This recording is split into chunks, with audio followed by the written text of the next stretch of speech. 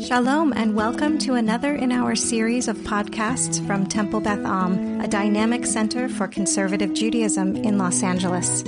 This is a recording of Rabbi Adam Kligfeld's weekly Rashi study class. Hello to anyone who's listening to this asynchronously at the Temple Beth Am podcast.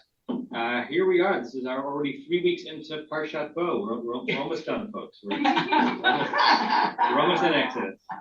The last week thing we did was read verse 4, chapter 10, verse 4, on which there's no Rashi, so I'm going to bring a different commentary. I'm going to read the verse again just to give us the momentum. Good morning, Carol. And then we'll jump into the commentary. So, already Rick doesn't like what I said. Yes, Rick. Is your microphone on, sir? Because it's kind of it's like you're at the bottom of a barrel. How about now? Is that better? That's much better. Yes. Okay. It was odd. It just wasn't close enough to my mouth. Okay. I will try to do this. Chase, please. Just trying to speak on behalf of my other Zoomers here. What's that? Okay. All right. So the verse itself, chapter 10, verse 4. We are in yet another encounter between Moshe and Aaron and Pharaoh. We're in the middle of the quotation marks. So it's hard to begin a sentence with because or for, but because for, if you refuse, lema'en means refuse, to dispatch my people, hineni, behold, they're speaking in God's singular first person, mevi machar arbeh bigulecha. Behold, I will bring, when? Tomorrow, arbeh, locust, bigulecha, in your fort. Okay? And last week, what we discussed is if there's any question that one might have in the verse, it might be related to the word machar. What is the significance of the word machar, tomorrow? And the reason why I kind of went there is because I knew which commentary we were going to be reading today, and that commentary builds on machar. Okay, so let me pull that up. This is the Hamek Davar, the commentary written by Rabbi Naftali Tzvi Yehuda Berlin, known as the Netziv, Rosh Hashiva in Volozhin in Lithuania. Writes a very clear and concise commentary on the Torah. And this is what he says on Machar. Okay, so is there no way to make that bigger on the screen? I know there is. I don't know how. I can't. I guess I can do it. Yeah. All right, is that a little better? Yeah. It is. Okay. Yeah. Okay. Wow. Okay. Machar. Mishum she'ala biratzon. Because it arose in the will of whom? Of God, the Son of Hashem. Sheya'aleh ha'arbeh, that the locust will arrive. B'siba krova lateva, with some explanation or some reason that is sort of close to being natural, right? The Hamek Davar is saying that God is trying to make this both like incredible and miraculous, but something that sort of could be associated with nature. Why that would be a rationale of God is an interesting question. But he says, Kamo yivu ar lahalan, as it's going to be explained ahead in verse 13. We'll look at that in a second. Mishum hachi, that's what the mem shem he means. Therefore, hayani tzrach shehut. There needed to be a delay. Lishhot in Hebrew, it means to wait, a delay. There needed to be some kind of a delay. Enough time for kind of a semi-natural eastern strong wind to come all the day, and all the night. Therefore, therefore the punishment is coming tomorrow. Hamek Davar says, why? Two questions simultaneously. Why was it significant in the story for the message to be saying that the locusts are coming tomorrow, and why is it important for us, the reader, to know that? For some reason, God wanted this play to have a semi-natural, a nature-adjacent explanation, and locusts just don't come out of nowhere. Parentheses. It's an interesting thing to say because throughout this entire series of plagues, all these things have erupted out of nowhere, right? So why here? We'll have to dig in. We'll look at verse 13 in a second.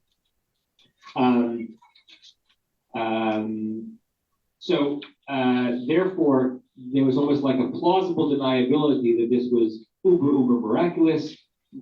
Tomorrow, I predict that a strong wind, as it were, will come and bring all these locusts to you. Okay. Initial reactions to this commentary. Norm, you keep the microphone. I think at this point, put the microphone perpendicular to your face. What? Put the microphone perpendicular. Yes. At this point, I think God has decided He's going to do these 10 plagues. He really, on the one hand, wants to give Pharaoh a chance to change his mind, let the people go now, and avoid the locusts. But on the other hand, He's not expecting that. Part of him may not want that. And He's planned on these 10 plagues, completely undoing all of the Egyptian gods, completely undoing creation for the Egyptians. And so if it's something that Pharaoh, if he's inclined to explain away, will explain away, no, worse things could happen. Yeah. We've talked a lot before about whether or not it's more powerful to bring something entirely unpredictable and apart from the natural world, or to impose some control over the natural world, right? Is it more frightening to know that none of the rules that you thought of are in place, or that someone else is actually manipulating those rules precisely, just at the level that person wants to, right? And we've seen some of this in terms of how Moshe toys with Pharaoh through God's words, in terms of being able to predict the precise moment when something will appear or disappear. If you look ahead to verse 13, and then we'll get to you, Rick. So everyone should have it, just ahead 10 verses or so. This is what Nitzir was referring to. We'll get to this slowly when we get to it. Vayet Moshe et Matehu. Moses extended his staff al Eretz Mitzrayim, throughout all of the land of Egypt. V'Adonai nihag ruach kadim. God brought forth a strong eastern wind, perhaps, ba'aretz, on the land. Kol hayom hahu v'chol halayla, all day and all night. Haboker haya, all of a sudden it was morning, so there was almost like 24-hour of this wind. That's the machar, tomorrow. The ruach hakadim nasa'at harbeh, and behold, this wind that had been blowing for 24 hours, behold, what did the wind carry? It carried the locusts, right? So the Nitzir is sensitive to the fact that the machar here, which doesn't mention the ruach kadim, is linked to the fact that this plague is going to be brought by something that maybe occasionally did bring locusts, right? It's just that God is deciding the exact time when it's going to happen. Right? If God snapped God's fingers and locusts appeared, the Egyptians would say this is crazy, but it's a one-off.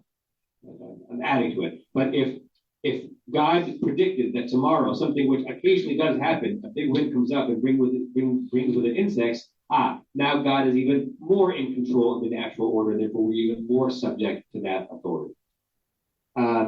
Okay. Rick, your hand up again or still? Or not up?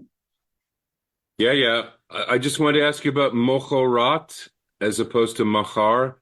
Is that like a smichut form? I'm just curious about the word. Mochorat. It's not here.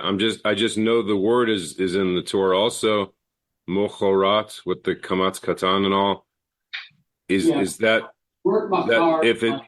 The word machar means tomorrow, but when you're like in English, the word tomorrow isn't declined or conjugated. It's just the word. In Hebrew, particularly in biblical Hebrew, it's almost like the difference between the word tomorrow and on the morrow, right? Like mimochorat is kind of an ancient biblical way of referring to the next day, but it's used slightly differently in the syntax of the sentence. Okay, thank you. I'm sure there's a better answer than that, but it's obviously built on the word machar, but it's not being used as a single word to denote the day after today, but used more, more interestingly in the sentence. Yeah. Is it always used in smichut, or is it sometimes used by itself? Joel asked, is it always used in smichut, like mimocharat hashabat? Yeah. I don't think so. I have to look at that. I think that mochorat can appear without a word next to it, but that's just I'm listening to my Torah reading brain thing. If I ever, I feel like I ended an et achta on the word mochorat, but I could be wrong. No? Okay. Thank you. Yeah. Barry, is your hand up? Okay, Barry, let's get a microphone. It says you jumped ahead to 13, so the question there on 13. Moshe stretches his rod out, and I don't know, he directs the wind all the day and all night. Is Moshe's rod up the whole time? Is he holding his rod up the whole time? Or does he just point his rod and puts his hand down and the wind comes all night? There's one of the time in Torah where Moshe has his arm up the whole time and people have it's holding his hand up. The battle with Amalek. Right. So I'm kind of reminded of that. Is he standing there with his rod up the whole time? Yeah. And then we're visualizing this thing. So the Machar is the next day, but the wind is all the previous day and the previous night, and then it's the morning following where the locusts are coming. But the cause of that is the previous day and the previous night. Yeah, so we'll look more closely on that when we get to that verse. I'm being told by the Zoomers that the mic that Barry was using is not a good mic. Is that right? You could not. It was not. Can we use that other mic? Did you hear Nora when he was using it? Yes. That was the same mic. How do you know? You're here. Joel, just say something quickly into that mic and see how He has to get it out first. Extend your rod and yeah. Testing. Doesn't sound like it's on. Is it on? It is on. Wait, say that again. Try again. Hello. Can you hear Joel? Zoomers, when Joel was speaking to the mic, could you hear him? Can you bring me that mic a second? Not at all. Didn't even know Joel was talking. Is this, you cannot hear me doing this? Yeah, you are here. Can you hear me now? Yeah, you are here. It's better. You can hear this, but you couldn't hear before? But the other microphone is picking it up. I don't. Can you hear this, Larry? Hello? Okay. We're going to do the best we can. I don't want to waste more time on this. We're going to do the best we can. Okay. Let's go to the next verse. Unless there's anything else we want to say on that Netziv. Okay. Yes, Tova. Tova, use this one, put it right up to your mouth, and speak articulately like you're giving a bar mitzvah drash. All right. How's this? Wait, look around while you're speaking. I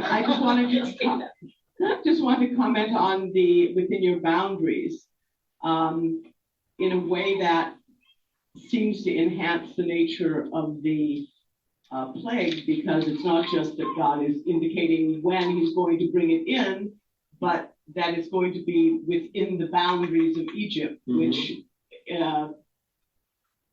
rather than just over a region in general. Right, and what do you take from that? That it's being specifically brought and targeted at Egypt as opposed to other perhaps adjacent regions. Right. And I wonder if that's also an indication of like in Egypt and not in Goshen, right? Your borders, where your area is, but not where my protected people are. Potentially, yeah. Yeah. Interesting, the way Oculus translates the word Rulecha is betchumach, tchum. And what the word tchum, it means tchum can mean period of time. In halachic language, it mostly refers to a designated area that you claim as your own, past which you can't walk more than 2,000 amot on Shabbat, right? Wow. So when you designate your tchum, it doesn't really exist so much in the modern world, because it has nothing to do with carrying, it has to do with literally walking, right? Tchum Shabbat is, what's your tchum for the Shabbat? And you can't go any direction more than 2,000 amot, which is about, I don't know, a mile or so. Half a mile. Beyond that. So the question is, how do you determine what your tchum is? Like, I live in Los Angeles. Well, Los Angeles, where does it end? So I can walk as far as I want in Los Angeles. But if, for instance, I don't know, you were spending Shabbat in a small village on vacation, right? You could make the argument that even if you weren't carrying anything, once you leave that village, which is your tchum for Shabbat, that's your gvul, that according to halacha, you shouldn't walk more than 2,000 cubits past that, because on Shabbat, you're supposed to stay in the same place. Mm-hmm. Just reminded me that we saw the word Hamas. Yes. The whole concept of borders with respect to ancient Egypt is interesting to me because mostly the borders are desert and sea. The exception, other than Goshen being at the south end, where the Nile Valley is part of Egypt up to a certain point. And beyond that, we would identify the area as the Sudan or Sudan. But there is a certain point where it stops being the realm of Pharaoh and starts being something else. It'd be really interesting to see these locusts devastating the area that was under Pharaoh's rule, and the area beyond, with just a very small difference, maybe 2,000 amos, becomes free of locusts. Your comment makes me points my brain to the Pigpen character in Peanuts, where where the rain cloud comes over just over him? The dust. Right. The dust, yeah, something like that. All right, sometimes Charlie just gets rain. That's what it made me think. Okay, verse 5. Okay. Carol, you want to read verse 5? If he saw that ein haaretz velo yuchal lirot et haaretz, ve'achal et yeter ha'pleta hanisheret lachem min habarad, ve'achal et kol ha'etz hatzomeach lachem min hasadeh. In order to make sense of the questions that Rashi asked, try to translate the first time as literally as possible. Like, don't turn it into idiom yet. Okay. And the eye of the land was covered, and the name. Right. So first of all, vechisal looks like it's past tense, but it's vavayipuk, so it's future tense. Okay. What's the subject of the word kisa? It's not mentioned in the verse. Okay. The arbe, right? So the last phrase was there'll be arbe, locusts in your borders, and it will, meaning the arbe will cover. What will it cover? Like the view of the land? Right. If we go literally, because our instinct is to not go literally, because literal doesn't make sense. Literally, it will cover the eye of the land. Ayin is eye. Okay, or ayin is eye, and slichut in haaretz. It'll cover the eye of the land. If we want to jump idiomatically, the view, right? That's what we might instinctively say. Keep going. And I don't know, the yuhal, it will not be able to be seen, or you will not. I don't know the yuhal. It's another phrase where it's hard to know what the subject of the verb is. Literally, and it will not be able to see. Lir'ot is see. If it was lehera'ot, then something will not be able to be seen. But the way it's phrased is, whatever the subject is, which is a masculine singular subject, it will not be able to see et haaretz, the land. Can we surmise what the unnamed subject might be? It could be like the way we would use the word one in Hebrew as in English as a pronoun. One would not be able to see, right? And I'm sure there are places I can't think of it where even the word one is implied in English, but it's some unnamed generic subject. So something like it, the locust, will cover the eye/view of the land. I'm going to add my suggested translation, such that one would not be able to, lo yuchal, lir'ot haaretz, to see the land. Keep going. Now we have to figure out what the subject of the achal is. It's a little more obvious. So I'm assuming that's vavayipuk again? Vavayipuk, so it's a future tense. Someone's going to eat something. Right. Who's the eater in this sentence? The swarm, the locust. Right. It's the locust in a singular, right? The swarm of locusts will eat. It's yet to remain. Very good. Remaining from yoter. The remaining, I don't know, play top. Yeter, Pleita, and Isheret are actually all shades of one another. The remaining of what was left over of what remained, right? Because Yeter means more extra. Pleita, Pleita Sobrihem, right? From the Amidah, daily Amidah, the remainers, or literally the refugees, but those remain from our great sages. Hadisheret, now in the verb form, which remains. So the leftovers of those that of that which is still here, which remains, lachem. That remains to you from or since the hail. Right. What's that a reference to?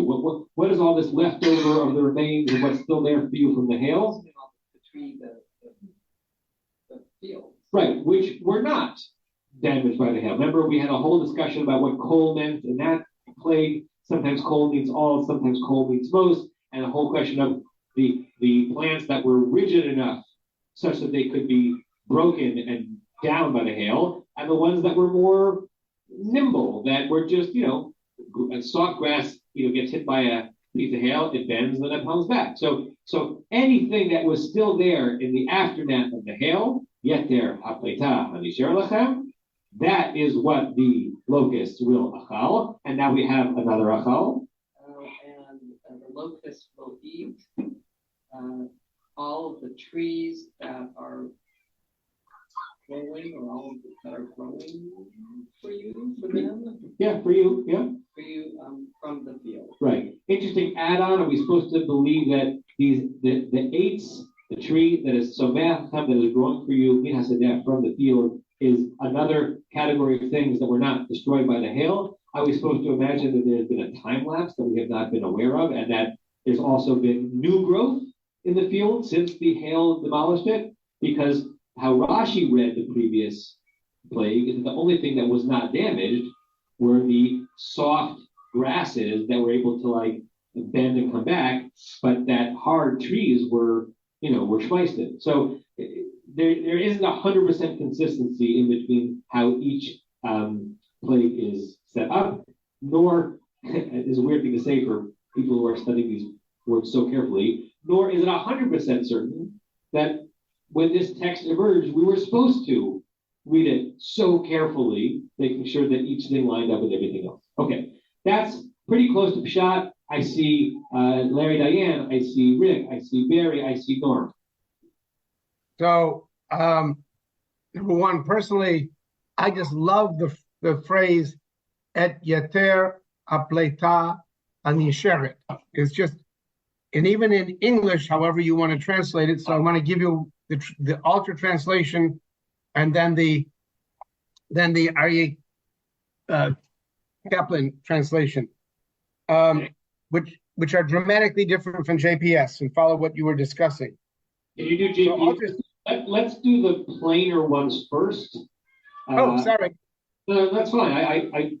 I'm just thinking that I'd like to hear those, but I want to hear the plainer ones first. So I'm going to pull up onto the screen. What is this? This is verse 5? Yeah. Yeah. Okay.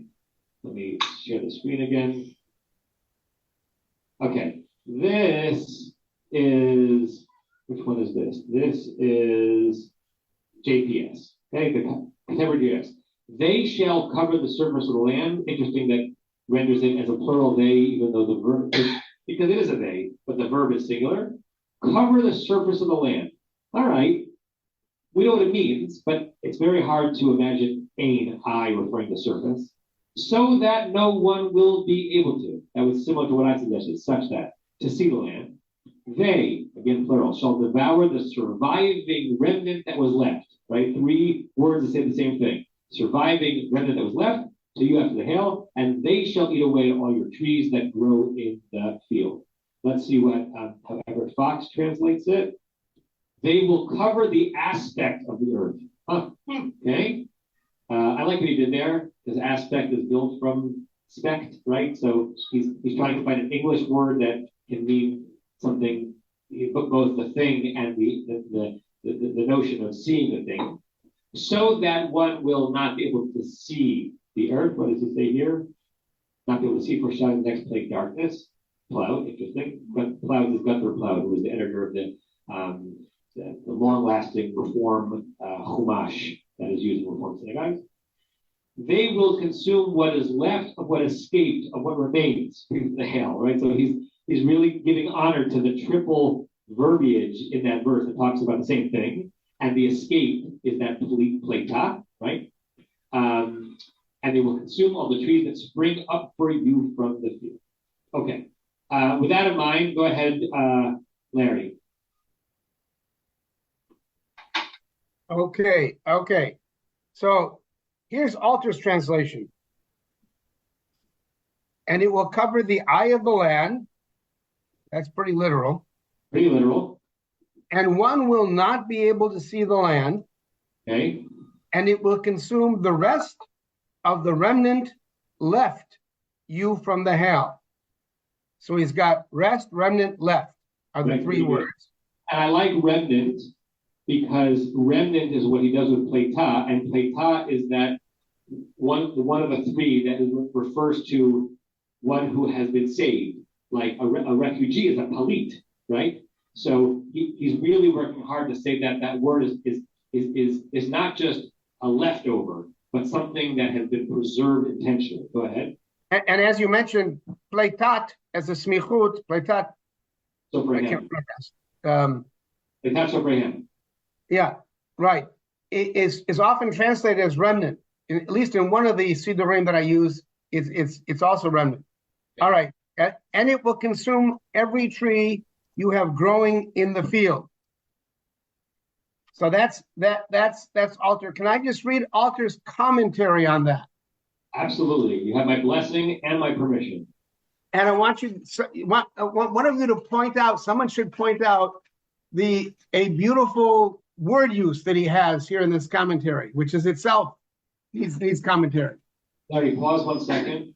Carol, can you close out the box of the chat so that more of the screen there is the actual class? Just hit the exit there. Okay, go ahead, Larry. Thank you. So he addresses, it will cover the eye of the land. This striking Hebrew metaphor seems worth preserving in English. The Hebrew ayin, which has the primary meaning, or ayin, has primary meaning of eye, obviously suggests something like surface, aspect, or look in this context. It is a linguistic usage common to many languages in which the object of the organ of perception shares a designation with the organ of perception. The cloud of locusts is so thick, very heavy, as in verse 14, still yet another instance of heavy disaster answering the hardness of Pharaoh's heart, that it covers the whole surface or eye of the land, in effect blinding Egypt. This image, of course, makes the plague of locusts adumbrate the next plague, darkness, a link that becomes explicit in verse 15, and the land went dark. Nice. A different kind of eclipse. I love his use of the word adumbrate, which means foreshadow, but has the sense of a shadow, which is what you have with the locusts and with the darkness. Is that how that word is pronounced? It's not adumbrate? It's adumbrate? Is it Mil El or Mil Ra? I always thought it was adumbrate, but I could be wrong. Anyone? I think it's adumbrate? Or is it like the word ancillary and ancillary that can be done 2 different ways? Ancillary. Absolutely ancillary. I just want to read Kaplan. What? I just want to read Kaplan quickly because Kaplan's translation is so different and so beautiful. Read it slowly. They will cover every visible speck of land. Visible. So he's turning ain into visible. Nice. Okay. So that you will not be able to see the ground, and they will eat all that was spared for you by the hail, devouring every tree growing in the field. Yeah. So he does not feel the need to put to translate all 3 words. Just 2. Yeah. Right.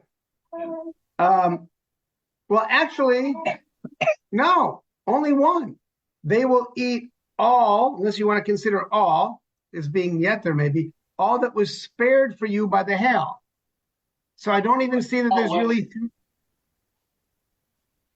Got it. Yeah, I mean, for the 10,000th time, translation is hard. Is your main goal to render it in the contemporary language the way in which a hearer or a reader back then would have interpreted it in his or her mind when hearing the words? Because even when you speak to me or I speak to you, it's already dropped by the time I hear it. Right? Like there's no such thing as pure language. You say words, but you can't control what I'm thinking as a result of the words that you're saying. Right? So is that the main goal of the translator, or is the main goal of the translator to be as loyal as possible to the words chosen? And it's really hard. I have so much respect for people who translate ancient texts or medieval texts. Okay. I see so many hands. Rick, I think it was Rick, Barry, Norm, Tova. Hi. On Ain, isn't Ain also a well, like Ma'ayan? Isn't that a well, a spring? I think that's a situation, and I don't know if you have your book with here. You don't have your book. I think that is the relatively rare situation of two words written exactly the same way, and they're two totally different roots. Meaning, I don't know that Ain I and Ain well are actually related, even though they look the same. But I could be wrong. I didn't look it up in BDB. And Unclus, Yeah. that's why I'm asking. You guys have the sources. And in Unclus, he uses the same Ain, but then he has Shim Shah after it, before the land. Ain Shim Shah. Is that related to sun, Shemesh? I don't know. But does that help with the translation?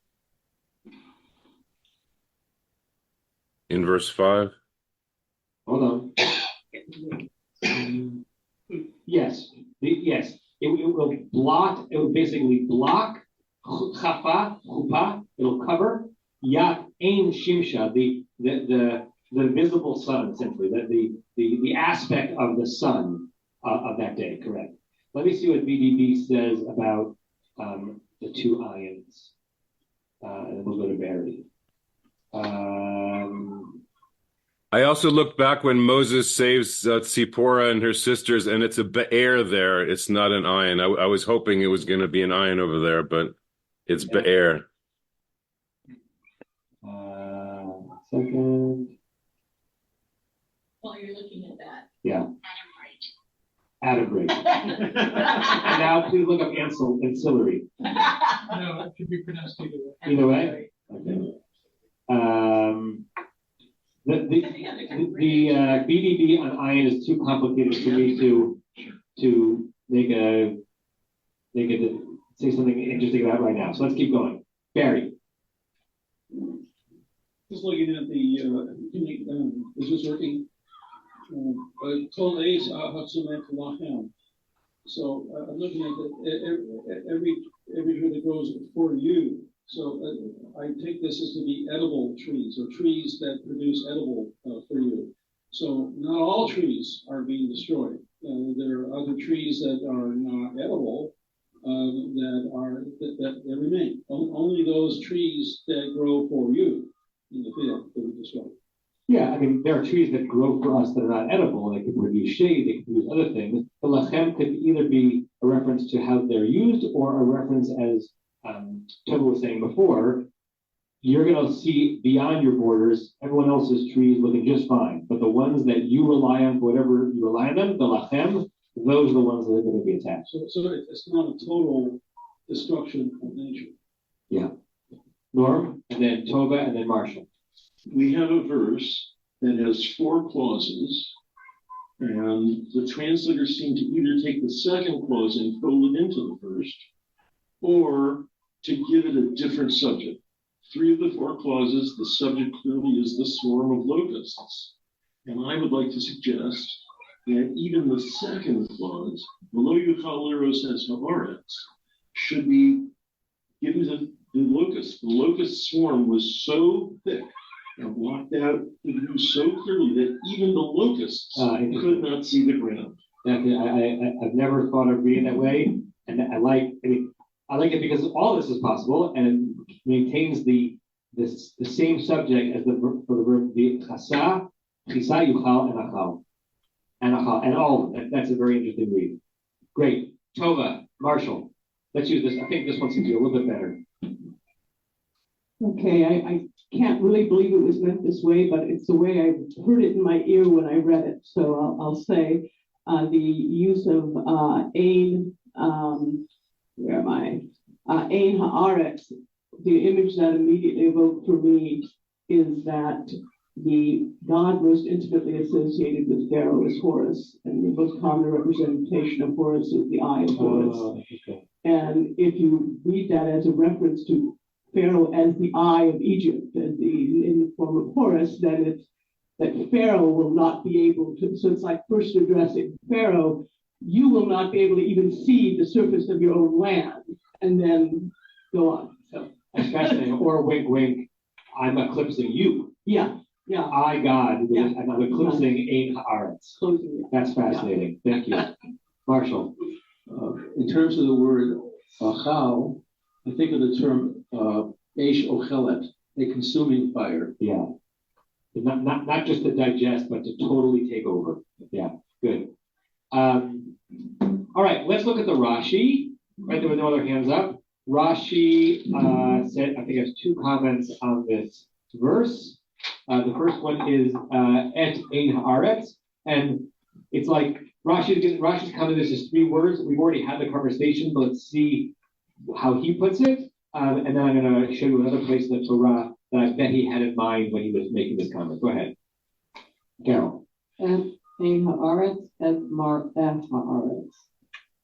So he says the word ein means I, but what it means is the view, the visibility of, right? He turns it into a word that would have made more sense in the verse. He says, yeah, it's not the eye, it's not Horus, it's what the eye could perceive in the land. Okay. Appearance, good. Okay. Let me bring up this verse.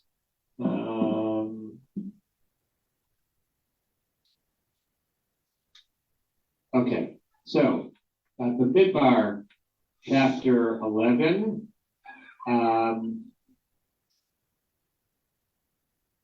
The mana. Va'ata nafshenu yidesha. They're complaining, our souls are all dried out. Ein kol bilti el haman emenu. Notice the alliteration and the use of the word I in here, right? So we have ein, which is aleph yud nun, which just means there isn't. But it is evocative of ein meaning I. There is nothing at all. Bilti el haman emenu. That there's only the mana that keeps coming down from the same darn mana keeps coming down in our eyes. And then the Haman Kizra Gad, the man, it's translated here as like a coriander seed, sure, who knows? The Eino, its eye, Ke'ein Habdullah. Its eye was like the look of bdellium. I don't know what bdellium looks like, right? Yellowish maybe? But clearly, it's not referring to the eye of the mana, but the appearance, the mar'eh, right? So one of the super commentaries of Rashi says that when Rashi says mar'eh here, because Rashi knows the Torah by heart, it would have been normal for Rashi to say, as we see in Bamidbar chapter 11, because here the word is used and even more obviously referring to the appearance of the vision of. Why doesn't include it? Maybe he thinks that, we would know that instinctively, right? Maybe he imputes to the readers, and of course, our mind is going to go straight to that verse. But there, Eino means appearance. Leonard, yeah. Take the mic. Take Carol's. Since we're on this verse, but I just point out that bdellium actually comes from the word bedolah. The source of the word bdellium is bedolah? Interesting. What is bdellium? Anyone know? It's a resin of some kind. Got it. Is it edible? It's a stone-like thing. Okay, so that's what Rashi says first on Ein Haaretz. Anything else on that? Don't? No. Oh, they're just giving it to that Carol. Okay. So Carol, keep going. Below Yuchal. Below Yuchal, Haroeh, Lirot et Haaretz, Lashon Kitra, Damar. Good. Okay. So he says below Yuchal, he adds in the word Haroeh, which means Shepherd. Shepherd. The one who sees. The one who sees. Basically, Rashi confirms our reaction. There's no subject to this verb. I'm going to give you the subject. The subject is not, although I love what I'm reading, it is not the locust. It's that verb that comes with that one. And one who would wish to see would not be able to see. Haroeh, lirat aretz, v'lashon kitzra diver. That the language was speaking truncated. It's like the verse is just missing a word, but that's what the meaning is. Okay? Anything else on that? And we sort of already covered it before we read it. I think I wanted to bring you, the Gur Aryeh on this. This is we've seen it many times, the commentary, don't do that, of the Maharal of Prague on Rashi's commentary. Right? This is a super commentary on Rashi. Is it big enough on the screen for you guys? Okay. If you know your computer, you don't know the computer. Et mareh haaretz. So he's quoting Rashi, not quoting the verse, because that's what Rashi said. Perush shemipnei sheharbeh. The explanation is that since the locust, yeh kol kach harbeh, will be so plentiful, ad sheyafsik ben haor, the swarm will actually make its own barrier between ha'or she'al ha'aretz, the light that comes from upon the land, uvein ha'aretz, right? So he's saying, how do you see something? You see something because there's a source of light, right? He may not have been an astrophysicist, but he knows enough to know that we see because of that light up there, the sun. But if some formal impenetrable barrier is between you and the sun, like the moon, right? Then all of a sudden visibility is gone. And therefore, it will cover the visibility of, the aspect of what could possibly be seen on the land. That what would normally be able to be seen on the land cannot be seen because there's nothing to see it. And he's explaining this in even a more evocative way to adumbrate the next plague. He's making this kind of an ancillary commentary to his primary commentary. Even though the locusts are not going to actually be on the land, right? They're not. This is not a swarm of locusts like crawling, but locusts flying and swarming. Because the swarm will separate bein haor uvein mareh haaretz, between the light that makes visibility possible and the actual act of visibility of the land. Harehu b'chaseh mareh haaretz. It's as if the locust is covering the visibility of the land. Then he says more stuff down below. But he's basically saying that it's a very intentional word that Rashi is using to describe it as haroeh and mareh, that visibility is both your eye's ability to see, but also your eye making use of the light that makes visibility possible. Like, turn the lights off, you still have your eyes, there's still things in the room, you can't see it, something has blocked it because the light source is gone, or the light source can be interrupted. That might seem Muvan Me'elav, self-evident, but he just wants to expand it. Sometimes the Gur Aryeh has the most amount to say, when Rashi has the least amount to say. When Rashi gives you an explanation with a word, the Gur Aryeh says, let me expand on that a little bit. Okay, yes, Rosemary. Last time Rosemary used carols. Just a better one, I think. I think I have read that. Move it closer to your mouth. Yeah. The horse, the god, was every night fighting with the eagle to let the sun shine the next day. So this is the next day, and the sun should shine, and now there's an interruption. So maybe that's another message. Interesting. That in order for the sun to shine, there has to be a triumph in the celestial tribunal. At this time, it's not going to happen. Good. All right. Anything else on verse? What was that? 5? Yep. So we go to verse 6. Another verse in which Rashi is quiet. We're going to read at least one commentary on that. Okay. Rebecca, you want to read verse 6? Take that one. Take berries.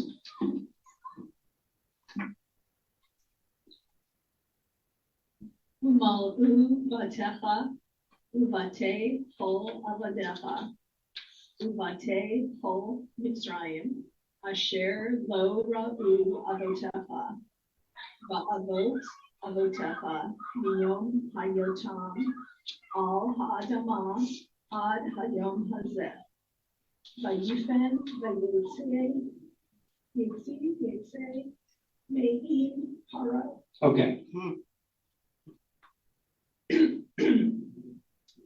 And your houses will be filled. Good. And even on that phrase, you can ask the question because the word fill, both in English and Hebrew, can be a transitive and intransitive verb. So is the subject of Malay Batecha, your houses will be filled, or is the subject an implied now plural reference to the locust that they will fill your house? I was just thinking that, but then there's no et. Malu et Batecha. Yeah. Most people read it that way, that it's Batecha because of Bumaf, if you remember that rule, not Batecha, the Dagesh comes out because of the vav in the previous word, is the houses themselves will be filled, okay? And the houses of your servants, of all your servants, and the houses of all Egypt, that. And pause 1 second. So if we're reading that the subject of the filling is the houses, what's not made explicit is with what? I mean, we fill in with the locusts, but the last verse, the locusts were out there devouring things, and now we're being told, I suppose, that they're actually also entering into your abodes, okay? Yeah, how do you make sense of this phrase? As your fathers haven't seen. Correct. As have never been seen by your ancestors, by your fathers, we have both. And your fathers and your fathers' fathers. Right. From the day they were on the earth until this day. Right. We've seen a version of this language before, this has never happened before like this. So it's going to be the kind of swarm, even when a Ruach Kadim has brought locusts to you before, it is not like this. So no matter how many generations you go back, your granddaddy and your grand-granddaddy, and all the time, remember that locust swarm from 6 generations ago? Not nearly as bad as this from the time that you remember being on this land until today. And he turned and he went out from Pharaoh. Good. So the long quotation mark that we began in the middle of verse 3, right, ends 4 words before the end of verse 6. So the et nachta under hazeh is the end of the speech, and now we're back to narrative. And he, singular, even though the two of them, he turned, vayifein, vayitze, he left, me'im paro, from literally from with, but it means he left Pharaoh. Okay. Uncle is just translated as mic drop. Joel said Uncle is just translates it as mic drop. Yeah. But was the mic working? That's the question. Okay. Questions, comments? I see Rick's hand, so let's start with Rick. Thank you. Hi. So, you just started touching on it. There's all these words up until the et nachta, which is usually the midpoint, and then it's such a dramatic drop off. I counted 16 words. If you like al ha'adama, if you count that as one word, so 16 words or phrases, and then there's only 4 at the end. I also wanted to point out the avotecha. I hear the Hebrew avotai, avotechem, and our forefathers. So it's not just your house, but it's the other. It's a reflection on the other dynasties. I think it's like the whole chain of all your pharaohs before you. Just like we have our forefathers. I don't know. I like the alliteration there. Yeah, and it's certainly evocative of our liturgy, right? We're referring to Eloheinu, Eloheinu. The notion of the late et nachta, right? So the et nachta is musically and oftentimes conceptually the halfway part of the verse, but it's not always mathematically halfway. There's at least one verse in Torah, there might be others, where after the et nachta, there's just one word and it's a sof pasuk, and it's in the middle, the end of the second aliyah of the weekday of Bishalach. There's that nachta and then sof pasuk. And there may be another verse in the Torah, but I'm not sure. And it's, if you're a Torah reader or you pay attention to Torah reading, it's actually very abrupt because you're going through the verse and then all of a sudden you get halfway to the end of the verse, and then you're at the end, and there's nothing in between, and it's kind of strange to sing it that way. Yeah. Larry, Diane, Rebecca, Marshall. So first of all, what happened to Aaron? Because it's very clear at the beginning, not verse 1, but verse 3, that it was Moshe and Aaron came, and it says in that verse that they both spoke. Yeah. They were both speaking. It wasn't just Moses. And now all of a sudden we have Moses with his mic drop, and Aaron is left standing there? I'm not sure. But then we also... If you can extend the question a bit, so verse 3 has a singular verb, vayavo, but a plural subject, Moshe and Aaron, and then a plural verb, vayomru elav, to make it clear, as you said, that they'll go speaking. In our verse, only Moses is even mentioned. Not only is it a singular verb, but we don't even know if it's Moses. It's just he, right? So we assume it's Moshe, right? But it's not mentioned. But by the time we get to verse 8, which we'll get to next week, the week after, we have another singular verb, vayushav, and he was returned. It's a pual, it's a passive. So it's a singular verb, but once again, it's Moses and Aaron who were returned, and if they were returned, it must mean that they both left. So I don't know what to sort of make of it, but what you're pointing out is indeed present in terms of how this is referenced in the verses. Keep going, Larry. And also, as if to bracket what we had in the previous verse, how did they leave Pharaoh? How does it say they left Pharaoh? They left Me'im Paro, from the eye of Pharaoh. No, im, not aim. No? Okay, sorry. And not none. Yeah, that one I won't even permit that one. Interesting that Onkelos translates it as unafak, he left, min kadam, Pharaoh, from before Pharaoh, from Pharaoh's presence. From the east of Pharaoh. Rebecca.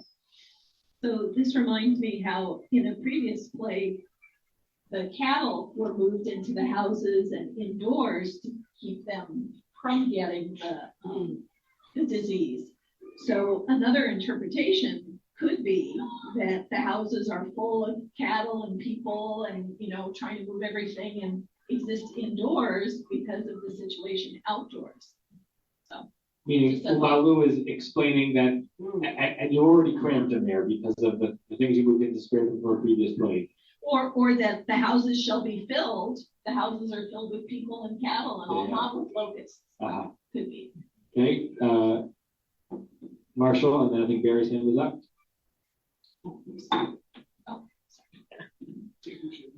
Going back to our discussion of May 15th, take a look at verse number 2. Yeah.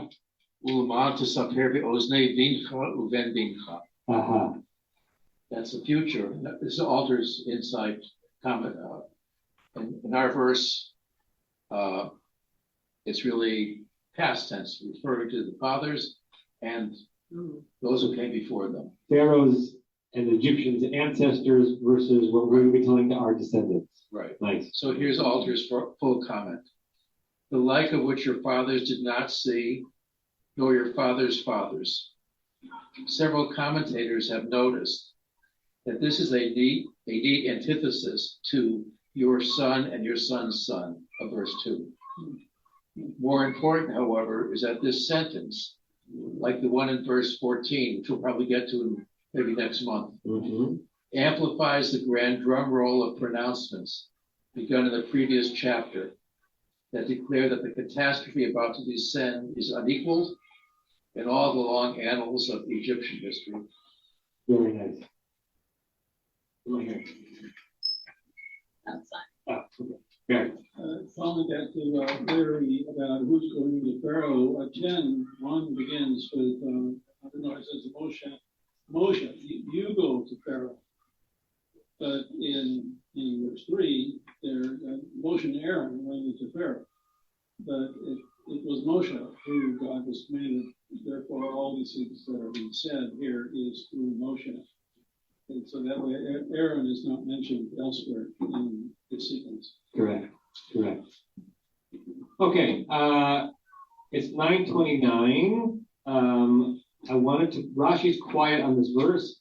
Let me see if the commentary, I think we've been Ezra, is quick enough to do in just a minute. I'll have to remind myself. Let's start it, and then we may finish it next week. Okay. Ibn Ezra, putting it on the screen. Okay. Sometimes medieval commentators quote their teachers that we know of, and sometimes their teachers that we don't know of. He's referencing two teachers that I don't know about. I'm sure scholars of early medieval Spanish commentators know who they are, but mentioning his teachers, I don't know who they are. Amar Rabbi Yeshua. Rabbi Yeshua said, Ki vayifein, the word vayifein, who shav el Moshe is referencing, shav literally returns or is sitting on, it's referencing Moses. Shahaya cholek kavod l'malchut. It's a way of showing that Moses was being cholek kavod. That's an idiom. If you translate it directly, it means to divide honor. It means to show honor. To be in from speak, to be cholek kavod means to bestow honor upon someone. That Moses was showering, or at least showing a little bit of honor, respect to Pharaoh, l'malchut, to the royalty. Sheponet el hamelach vayifein. Ponet vayifein means to turn, not to turn away, but to turn towards. He turned towards the king, Betzeto, on his way out. Vehu olech achorani, and he went out backwards, like when we take our 3 steps back, the Amidah, right? We don't turn our back on the Lord. We walk out backwards, and Ibn Ezra is saying that that's why you have two verbs. Did we need vayifein if we had vayetze? Vayetze means he left Pharaoh. How did he leave Pharaoh? Vayifein. He turned towards Pharaoh and walked out respectfully. V'yefet, some sage named Yefet, Amar, hishlim sorcho. Literally, he finished his task, what he needed to do. It's a way of saying that he turned on his heels and left. I'm done with you, mic drop, I'm getting out of here. So when we pick up next week, we'll see how Ibn Ezra makes his own decision as to whether or not this is vayifein vayetze, he respectfully, to maintain decorum, turned towards Pharaoh, walked out, or he turned around, said, you got my backside and I'm leaving. Because interestingly, vayifein can mean both, depending on who he was facing. Does it mean to turn or does it mean to face? We'll pick it up next week. No, Rabbi. Next week, we having a meeting on Shavuot? I'm good if you are, but I doubt that you are. So next week is Shavuot. That's correct. So our next class will be 2 weeks from today. What's today's date? Oh, Wednesdays. Thursday. Yeah. That's Juneteenth. Wait. Next week is the first day of Shavuot. Right. So everyone will be in shul, even the proto-Israelis. And then the Wednesday after that, we will have class again. Bye, everyone. Have a good day. Bye. You have been listening to another in our series of podcasts from Temple Beth Am, a dynamic center for conservative Judaism in Los Angeles. If you enjoy these podcasts, we invite you to write a review on the Apple Podcast site or wherever you get your podcasts. For more information about Temple Beth Am Los Angeles, go to tbala.org.